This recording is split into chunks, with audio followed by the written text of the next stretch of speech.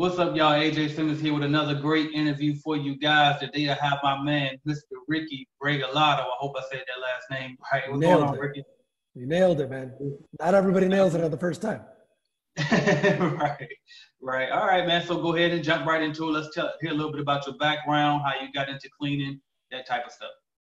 Yeah, man. So I started in the industry about 7 years ago, kind of similar to you as far as I started with a franchise, right? I bought my cousin's franchise. It was a coverall franchise at the time. He was in the middle of moving to Mexico, so he wanted to keep it in the family. Kept bothering me for like 2 years, every Christmas, Thanksgiving, any family event. Rick, buy the franchise, buy the franchise. I'm like, man, I don't have any cleaning experience. My wife is a makeup artist. I'm a mortgage banker. I'm like, what? I don't know cleaning. He's like, oh, but you guys will get it. You guys will get it. I have a territory. I have blah, blah, blah. So long story short, I said, you know what? I'm not happy with my career. Marley, my wife, wasn't happy with her career. So we did it. We took out a loan. It was a $40,000 loan. We bought his existing business. So I would say that was a very big move for us. The fact that we didn't get into the industry cold turkey as far as no business. So we got lucky. We had a book of business, but we had to learn it. We had no training. So I kudos to Coverall for me for the fact that they gave us that training you needed. But I quickly realized the franchise industry wasn't for me as far as I am a salesman. So, I could win business myself. So I said, you know what? It just wasn't for me. And I said, let's build a brand on our own. And I told this to Marley. And we really we did it. We did it the right way. We sold off our accounts little by little, gradually transitioned into building our own brand, which you see it back there, right? In the top corner right there. So Rosalato too, what people ask me is, what does that stand for? Is my cousin's also a partner in the business, Tony Pedroza. His last name's Pedroza. My last name is Regalato. Said, scratch it. Instead of initials, we said half of his name, half of my name, Rosalato. So very unique name. There is no other Rosalato out there. So it was good for Google search purposes. But yeah, I could keep digging into it, but I'll let you kind of, that's how we got into the business though. 7 years ago, it was really just cold turkey. Gotcha. So what, do you remember about at what size, maybe monthly revenue the franchise was when you first bought it? Yeah. So we bought a business that was $85,000 a year. So again, new to small business, new to entrepreneurship, looked great from the outside in, quickly realized my cousin was working 18, 20 hours a day, didn't hire anybody, did all the cleaning himself. The tax purposes, I didn't understand. I learned them as I went. That money looked a lot better than it really was. It was not profitable. The minute I tried to hire one person, profits were gone. So it was 85,000 at the time sounded great, but I knew that once about 2-3 months in, we had some work to do. That wasn't going to be the start off that we wanted. So we started to build on that. That's what's up, man. And I have a million questions for you, but I'm going to try not to hold you too long. But yeah. So you went from 85 grand and then you say what, that was 9 years ago or 7 years ago? 7 years ago. 7 years ago. And so do you mind sharing where you are now with your company? Yeah. So last year we hit about 7.2 million and it really grew from, there's a lot, I know we'll get into it, but added a lot of services, got lucky with some great clients, but then I don't say just lucky, I put myself in that position and we took advantage of it. Absolutely. But yeah, last year closed at 7.2 million. This year projected to hit about 10. That's what's up, man. Congratulations on that. I'm going to be right behind you on that. Oh, it's not going to be easy, but dude, it's crazy because I tell people too is the year before that, so we made the Inc. 5000 list, number 1496, which was always a dream. There's not many cleaning companies that make that list. So our jump to make that list was from 2.4 in 17 to 4.2 million in 2018. But it's crazy how I just got the gist of running a $4 million company to then hit 7 million. It's a whole nother ballgame. Like every year you think you have it and you don't, man. It's now we're having our issues are upper management hires, upper management, personnel. Where before it was technicians, supervisors, leads. It's crazy, man. It's exciting though. I'd say it. I take it with a grain of salt, but it's exciting. Yeah. Now I noticed too that you do a lot of family business. Like a lot of the people working for your company are from your family. So Yeah. how do you make it work? Because a lot of people say don't do business with your family. So how will you make it work? I am the biggest advocate of family business. I say, other than the culture that we have, the family that I have working with us is the biggest reason why we're so successful. Granted, they may not be the most skillful person in that position that they are, but they've all come from those different walks of life where, some perfect examples. My mother is my HR director. She was a woman in a man's manufacturing industry. She learned operations. She learned how to run plant operations. She learned sales. She learned hiring. So she came with the skill set of hiring, right? So she was the perfect HR director I could have had. Then my aunt, who was handled payroll services, she came from a sales position, invoicing, billing, corporate America, right? So it's every family member that I had. It's not that just they were the family and I said, hey, I'm going to plug you into this role, run with it. They had it on their resume, and the thing is, they don't stop at 5. It's not a 9-to-5 job with family. Family, last night, text messaging my cousin, my partner at 9:30 at night, my best friend, 10 o'clock at night. That's just not that I don't overwork people, right? But they have that passion. Family has passion. It's going to be hard to find passion with just your regular 9-to-5 employees out there. Gotcha. Now, I know that you guys don't just do cleaning. If I'm not mistaken, you guys are really more of a building service company at this point, but you started with cleaning. How soon did you branch off into the other services? And is there like a particular, I guess, income level that you think somebody should reach before they start to branch off into other services? Dude, that's a great question, man. I don't think there's a secret sauce to say, hey, if you hit $1 million, you should be offering so-and-so services. It really just happened. We listened to the client. The customers would ask us, can you do carpet cleaning? Can you do strip and wax? Can you do window wash? So at first it was, well, I could learn, right? Me and my wife were both stripping and waxing, carpet cleaning, window washing. I am the worst window washer on this planet. The only 2 complaints we've ever gotten was when I did the window washing. So I steer away from that. But I would say always learn the service first. If you know it first, you can bid it and sell it. But then I would say go find other people that are skilled in that position to either, I'll give you how I did it, is I found a window washing department manager. Granted, he's a 1099 contractor, brought him in early. He runs our window washing department, right? He's got his own entity, but he runs our side of the business because he knows it in and out. And he's part of the culture, right? Same thing with our floor services. My cousin, myself, and my aunt and my father learned it first, performed the services first, but then saw, hey, there's an opportunity here. But if we're trying to run the business, we can't do it all ourselves. So I found 2 young guys that have been kicking for 5 years since I brought them on. I would put them up against any floor service team. I mean, these guys just did a cool 10-day road trip to the East Coast because our clients, I self-perform a lot of this stuff. As far as the Rosalato team here in Chicago, I just couldn't find the right partners that could do the work that we would do. These guys went on a 10-day road trip, videotaped everything, showed the passion they had behind the work they were doing, but it was them. So I would say in a nutshell, AJ, is delegate. Find the right partners, find the right skilled personnel, let them determine how much capacity you have to offer the services. But start first doing it yourself. Gotcha. Now, I noticed you mentioned 1099. And, I've been studying your company a little bit, right? So I've been listening to some of your interviews on other avenues or whatever. Yeah. And I hear that you kind of have a mix of 1099 and W-2. So a lot of people come to me and they're afraid to hire 1099 contractors because, they're scared of the IRS. So is there any kind of tips you can kind of share on that topic?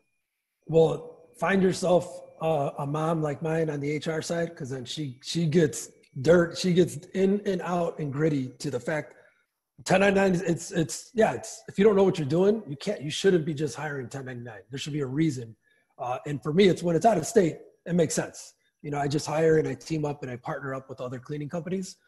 We give them a guide to, hey, with this certain client, this is how we've learned that they appreciate the quality of work and, they want time and attendance reports. They like inspections. So we're very, very careful on, you can't tell somebody what to do, but you can definitely show them and guide them on, hey, this is the best practice we would recommend, so you don't get any complaints, right?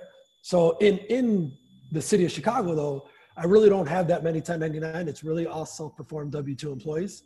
The 1099 contractors, I call them affiliate partners, right? I like the word affiliate partnership with us. So we'll print some shirts with the company's brand and our brand at the same time, because it's really a partnership, right?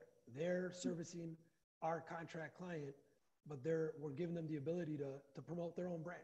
You know, as long as you have the good client relationship and the customer knows, hey, this is a vetted partner of Rosalato in this state, it works out great, man. I mean, because there's no point in trying to hide that, oh, you know, it's another cleaning company that's servicing this.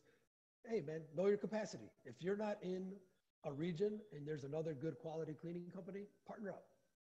Definitely. Now, do you mind sharing like which service out of all of the building services that you guys provide, which has been the most profitable for you guys? At 100% floor services. Floor services by means of carpet cleaning, tile and grout, VCT strip and wax. Man, our margins are probably 45 to 50%, but it comes with quality. Like the guys do such a great job. The client doesn't even question the price because they see the product. You know, the finished product merits the price that we bid. And another one I'd say post-construction cleaning. We treat ourselves as a trade. You know, our GCs in the Chicago area, they come to us because they know we have a program, right? I think I've seen you talk about it before. I've seen it out there where we do a 3-phase post-construction program where it's rough, nitty-gritty, sloppy clean first.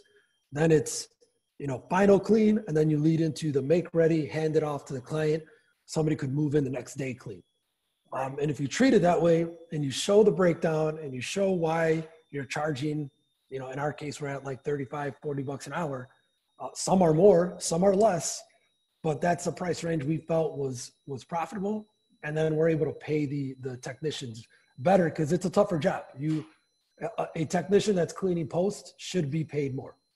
Gotcha. All right. Now, at the level that you guys are at, you know, I wonder what is your number one source for generating leads? Because people ask me, and I'm like, well, obviously I didn't make it to that level that you guys are at now, but I work for Jam Pro, and I know that I told them they were pretty much doing everything, man. They were buying leads, they had cold callers, they went door to door. I mean, they did it all. So what are you guys doing to really generate leads? Well, man, and that's the product of the fact that they have great resources, right? Coverall, same thing, man. They've got such a great system in place where they can afford to have all those resources. Man, to tell you the truth, it's word of mouth. Our website, it's actually going to be a new website coming out in a couple of weeks, but I would say our number one is Google reviews. I would say, tell everybody that's listening, ask for reviews. I mean, every single time a phone call comes in, we're like, hey, you know, how did you hear about us? Because we don't do any marketing. We don't do any cold call. We don't do any email campaigns. I guess I'm cheap on that sense. I don't do it, but hey, I think we're going to talk about something between us. But reviews, man, I can't stress enough. Ask for reviews. You'd be surprised. Not surprised, but the new wave of office managers, property managers, they're going to Google. They're going to Yelp. They're going to check out, you know, how many 5-star reviews this company has. Everybody that calls in as a new source or new lead, they've all said, oh, we saw your Google reviews. Wow, that's amazing, man. Yeah. All right, well, since we're speaking on leads, when it comes through the walkthrough, what would you think would be the key to closing on a lot of the walkthroughs? I mean, it's tough. Sometimes it's up to the client too. Like, dude, you know, you've probably been in those walkthroughs where this client's rushing you, not giving you the time of day. But I think you have to set the precedent with first impression, arrive on time. I'm guilty of showing up to a walkthrough late, ruin the whole walkthrough, right? I mean, it's just bad first impression. But if you show up ready to go, shake the hands, eye contact, you get, in my case, you know, I use an app to do all that, right? But if you let them know, hey, we're going to take a little bit of time. I'm going to ask some questions. I'm going to need some details. I want you to touch on your hot points. They're starting to get that feeling of, man, this guy's here to actually pay attention and know what I need. He's not asking for a scope of work. I never ask for a scope of work. I mean, if you start pricing scope of work, you're going down the rabbit hole. Like, you know, price the facility, price this person's expectations, close with references as far as saying, you know, a restaurant, for example, if you go into a restaurant, reference another restaurant that you clean. They may know that restaurant, you know, I mean, they may say, oh, if you're cleaning that restaurant, man, you definitely could do our restaurant. Or, you know, luxury high-rise buildings, reference another luxury high-rise building. It gives them a sense of competence to say, this guy's professional, looks like he knows what he's talking about. He's gathering pictures and details, and this guy's all over the place. I appreciate that. And then hit them with a proposal within 2 to 3 hours. Then there's no reason for them to go back out. That's what happens is people don't turn a proposal around quickly, and the walkthrough was a waste.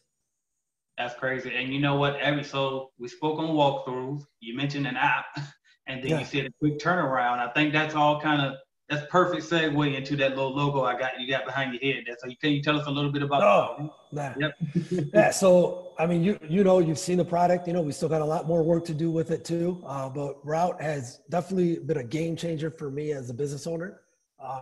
And it's just changed the way I operate as far as, and I'm sure you know this too, is tribal knowledge. The pro is we know what we're doing. The con is nobody else knows what we're doing. So that's not good. So if I hit a point where I said, hey, I think it was at like the $2 million range, and I was going to the conventions, BSCI, ISSA, and I was like, man, there's some big companies out here. Like cleaning is a big industry. How did you guys get there? How did you make it? How did you get here? Then they all said sales team. And I was like, all right, well, I'm the sales team. So that doesn't help. So I wanted to be more efficient, start to understand what my capacity was and how many walkthroughs I can do in a day, understand how quick I can create an estimate, and then how quickly I can turn around a proposal. And I looked for the market to see what was out there, and nothing was out there that could help you with the front end sales solution. Everything that existed was ops. Like, you won the contract, now what do you do, right? I use some great tools right now that help me with time and attendance, work scheduling, all that stuff. But nothing helped me with, other than Excel, right? Or other than a couple proposal generators. I said, let's bring it all together, where if we can have the 1, 2, 3 step process, which is the walkthrough, estimator, and proposal, all together where they're in sync, they're triggering every event, the data's all getting pushed. I'm like, that life would be easy. So we went out, built it, right? That's what Route is it's the front end sales solution that brings the 1, 2, 3 step into a digital format, where it's not just that either, AJ. It helps you sell better, sell faster, turn a proposal around quicker, right? But it's data, man. That data that you have now, and you can harness into a platform where you could be anywhere in America. Like you could do a walkthrough in Virginia. I could work on the estimate. You could finish the proposal. You know, think about how powerful that is. And then on top of that, an example is I just won a contract 2 weeks ago. That was one of my first Route walkthroughs that they said no in the beginning. They came back and said, Rick, you know what? Let's do another walkthrough. Let's get you out here. The team or the company that we hired isn't working. I said, you know, Jennifer, you know what? I actually don't even have to go out there. I mean, have you renovated the place? Have you changed anything? She's like, no, it's still the same facility. I already got everything. Don't worry about it. I'll send you the new proposal. I only have to increase because of inflation a couple %, but that's all. So boom, set the proposal. I had a contract in 2 hours, you know, without ever going back again. So and I'm getting better at messaging that power behind it, but it's not just efficiency and time, but it's the fact that you can share that knowledge now, right? I have others in the business that I have 7 salespeople. They're not really salespeople. One's the post-construction director. One's the floor services tech. One guy he just started the business 6 months ago, but he got it. He knows tech. They don't know cleaning, but you know what they know is how to follow the guide, which is Route. Gotcha, man. So how would anybody be able to try out Route if they wanted to test it out? I would say just go to the website, you know, www.getroute.com. It's simple as scheduling a demo or just signing up for a 30-day free trial. But I would highly recommend do a demo. You know, I know it's great and we're so simple that you could sign up and start using the product tomorrow. But I'd rather see users really understand the full power of the tool and do it right. You know, the worst thing is when you sign up for these software tools, I'm guilty of it. You know, it's 8 o'clock at night doing research. I sign up for this great tool and I never use it. So I'd say do a demo, understand the product, see what you're doing, how it could benefit you, and we can give you some good examples of how to do it the right way. Absolutely. And if you guys do decide to try Route, make sure you let them know that I sent you. Oh, yeah. Oh, yeah. And all right, so the next thing I want to talk about too, because, again, a guy, multi-million-dollar cleaning company, plenty of room for growth. Why do you believe in Route so much, and why, so focused on Route? So, man, I've been infatuated with technology, right? I love reading Inc. magazine. I love reading Fast Company. Technology is the future. Either you're jumping on board or you're going to fall behind. So as I grew Rosolato, I implemented a lot of technology. Another software I use is Swept. I'm a big advocate for them. Great tool. It's a necessity. You need to have a digital accounting system. Monday, I use it for task management. So I'm using technology as a big piece of my ability to grow and scale the business. But the fact that Route has done so much for us, I'm a big guy, big believer, as you may already know, is empowerment, impacting people's lives. Our mission at Rosolato is job creation. My father passed away recently, and I learned a lot from him as far as he said, Rick, you're doing things and changing people's lives in a space that not many respect. It's low to middle income, it's blue collar, it's hard, it's tough. But when I see others that sometimes may not know better to want to grow and scale their business, you don't necessarily have to be $1 million business. Man, if you're a $250,000 business, if you're a $500,000 business, that is a great quality of life. You're probably employing people at that rate now. If you're a $250,000, $500,000, you probably got some employees. And giving them the tools that are going to help them grow and scale their business and change their lives and change others. That's what my father instilled in me. I mean, you're talking about a guy that, I learned from him. He wouldn't give money to all the homeless people in Chicago, but he knew the people he wanted to give money to because he saw disabilities in them. And I'm not saying it's about disabilities, but it's about there's people that need help, give them the help they need, because we're only on this earth for a short period of time. Let's impact people's lives as much as we can. Absolutely. All right, man. Well, shifting back to your cleaning company, Rosolato Services, what do you think is, well, I tell you what type of contracts are you guys really going after to help, increase their revenue? Is it government contracts? Is it, big size contract, or is it, small? What do you guys really target? So right now it's been a variety of clients, but I would say the buckets are healthcare, commercial office space, so like property management companies, luxury high-rise buildings. To a sense, we're probably doing more floor service work there than actual day porter cleaning. A lot of office space, so a lot of general office areas. But I'm gonna have you walk with me here real quick. Okay. It's funny you just asked me that. Literally, this is my next meeting right now. I don't know if you can see. Yeah. But it's my 3 pillars: commercial office buildings, luxury high-rise buildings, and like all of the type here in Chicago. Healthcare. So it's literally, it's nonstop, man. It's about, yes, I've reached a certain amount of success, but look, I just showed you, it's back to the drawing board, man. I got to figure out what's 2020 look like? Who are all the opportunities that I have here in Chicago to go after? Because if you're not always continuously trying to add new accounts, we're going to churn, right? We're going to lose clients. You've got to always double that revenue to just stay afloat. But I would say 3 pillars are luxury high-rise, property management, commercial office buildings, and healthcare. Cool. All right, man. Well, do you have any particular certifications or anything for your company or for yourself that you guys, leverage in sales? Do you think certifications are required? What's your take on that?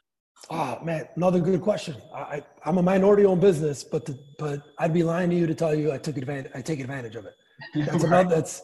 I don't, but because it takes a certain personnel to manage those contracts and do those RFPs. So I'm lucky to actually have brought on a person that 2020, that is another bucket that we are going to go after some federal contracts and hit the public sector.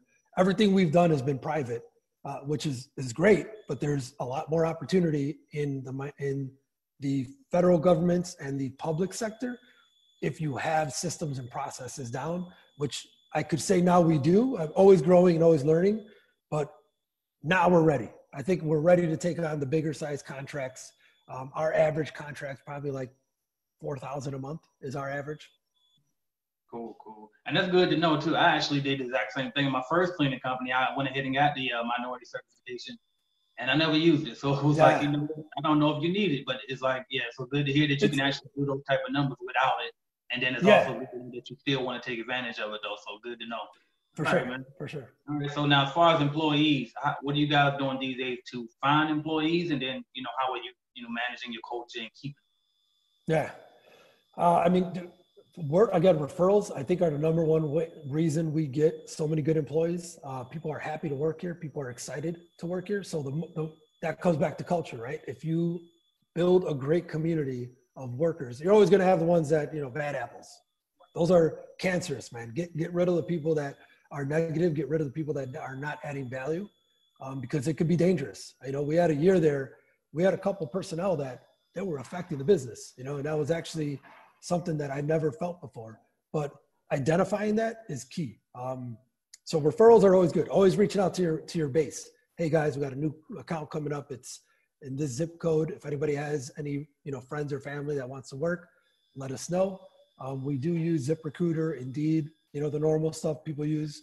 Facebook, that's yielded some good results as well. Because with Facebook, they're able to see the culture firsthand, right? They're seeing our pictures, our videos, our photos. So that helps. But I'd say one recommendation is your HR is not necessarily your recruiter. I found that out the hard way. Is recruiting is a skill in itself. Just because, like, for my example, I have my mom as HR director. She's not strong at recruiting. She's good at the paperwork, the legalities, the policies, the healthcare, but she's not a recruiter. So now we brought somebody in that's what he does. It's a whole new ballgame now. So we give him the job description. He gets out, goes to churches, goes to job fairs. He hits up a lot of the minority areas here in the Chicago area. We're 72% Hispanic employees. So I'm 100% Mexican. My whole family's, Hispanic. So it only makes sense. But we're probably 90% minority employees that we have here. That's what's up, man. Yeah. All right. Well, what about the person that still has a full-time job that's just getting started with the company, the type of people that I work with a lot? You have any advice that you can kind of share with them? Maybe they have aspirations to get to that level that you reach, but they still got the daytime job and they're trying to grow that business on the side. What kind of advice did you share with them? Man, so because we did the whole cold turkey, my advice may not be the greatest because I just went all in, but I went all in because I had an existing book of business. But I would have done it the way you're suggesting. And I have told people, keep that full-time job, right? Keep the full-time job until you can make somewhat close to what you're making, to not ever regret taking that plunge. Because regret is you go down a rabbit hole of negativity because you're just saying, why did I do that? Why did I leave that job? Why did I leave the benefits? Why? Keep the full-time job. Hey, we're in the industry of cleaning accounts after hours, right? So work yourself 6-7 hours a night, work the daytime till you get to a point you could work accounts full-time and then add more on the weekends. Now you have a reason to quit the job, but you have committed full-time contracts. It's just a matter of how comfortable you feel with it. You're taking a risk, man.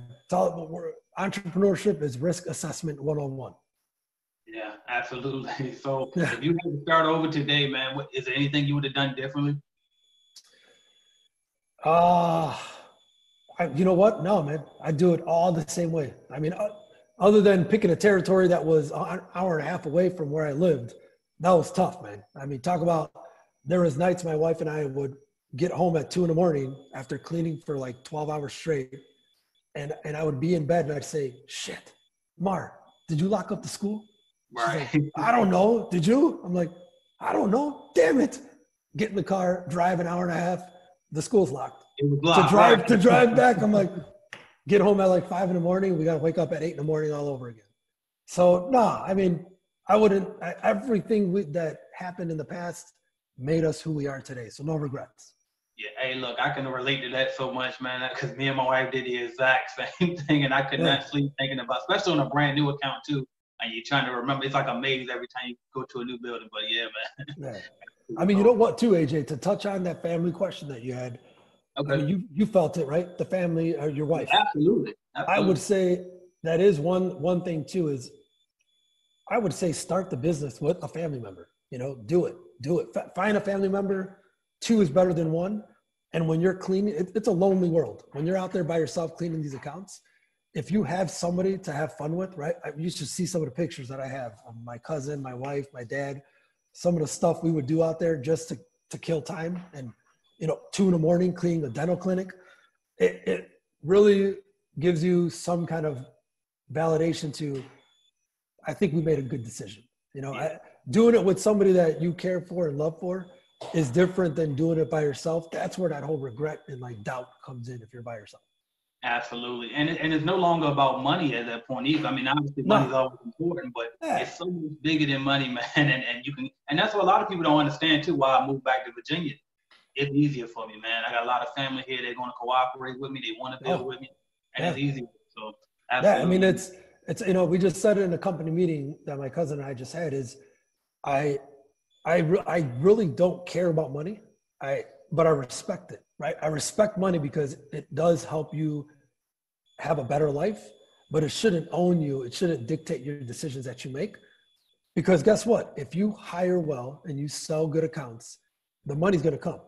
It's going to be there. The personnel that you have in the field working their butts off, making the client feel good and be happy with your service, that contract's going to renew.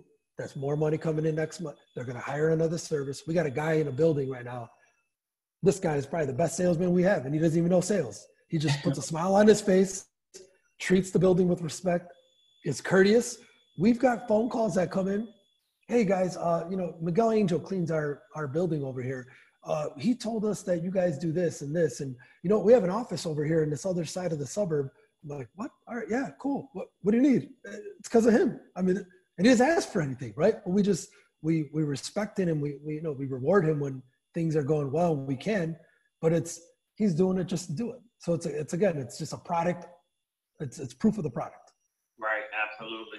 And look, man, my camera's dying too, because I had a couple more questions, but I'm gonna speak a little bit faster so I can wrap it up. All right, cool. So real quick, I always ask everybody this question before we wrap it up, man. If you see somebody on the sideline, they're looking at this video, they're thinking about starting a cleaning company, but they're scared, they don't want to lose their house, they don't want to lose their car, they're just scared to mess up, what would you say to that person procrastinating? Procrastination is tough, man. It'll lead you to a world of doubt. It'll lead you to a lot of regret, where take it from me as far as it was worth the risk for me. But again, I was lucky with the family that I had, but if you have opportunity, you are a go-getter, you have a foundation of an understanding of at least how to be a good person. Being a good person resonates to being a good business person. I'm a risk taker, and I'd say take a risk, man. But if you need help, right, you got people like yourself, you got people like me, these Facebook groups that are out there, mentorship programs that are out there. There's a lot of YouTube videos that you can learn, man. Just don't be afraid to ask. Ask for help. You'd be surprised how many people will offer assistance. Absolutely. And you know what? I didn't even have this question, but you made me, I have to say it now. Why do you even care to help? Because a lot of people ask me like, well, why are you even helping people? Couldn't you just go get all the contracts yourself and not have competition? So can you kind of share on why you even help people? It goes back to, competition it's great. It's what makes our industry. But the colleagues and the relationships that you build with peers, that's what makes you sleep well at night. That's what gives you a peace of mind to say, hey, I'm not in this alone. I have others that I can text message. Right? I'm text messaging people from all over the country all the time when I run into a problem.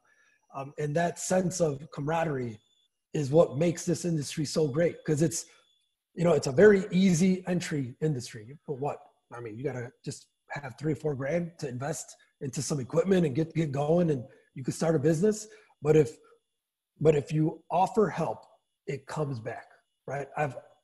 People ask me to coach and mentor and how much does it cost? And man, I have enough businesses, right? I got like 4 freaking brands over here. I don't have time to be a coach and a mentor to make money and make it a business, but I will be there to answer a text message.